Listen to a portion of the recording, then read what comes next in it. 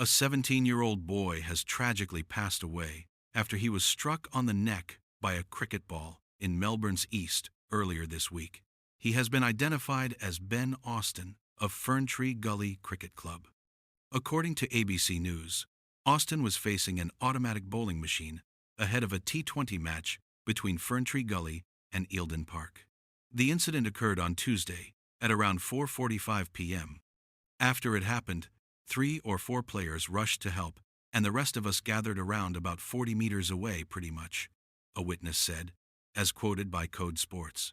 Someone ran and grabbed a defib, and an ambulance was there within maybe 5 or 6 minutes.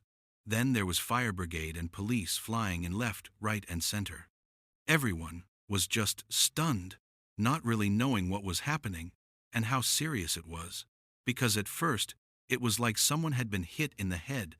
When they called for the defibrillator, it was like, this is much more serious. There were players from both teams who knew the boy, so both teams were concerned. Austin was soon placed on life support. However, he tragically passed away yesterday, 29th of October. We are absolutely devastated by the passing of Ben, and the impacts of his death will be felt by all in our cricket community, wrote Ferntree Gully Cricket Club in a statement. Our thoughts and prayers are with his family, Jace, Tracy, Cooper, and Zach, his extended family, his friends, and to all of those who knew Ben and the joy that he brought. We ask you to please respect the privacy of Ben's family during this time. Austin was an emerging all-rounder who made his debut with the Ferntree Gully Cricket Club in the first 11 last season. He was described as a star cricketer, great leader, and an awesome young man who is respected and liked by all your teammates.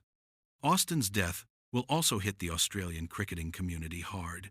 Nearly 11 years ago, Phil Hughes was struck on the neck and passed away 2 days later. Our thoughts and prayers are with Ben's family, friends, and the community in such a difficult time.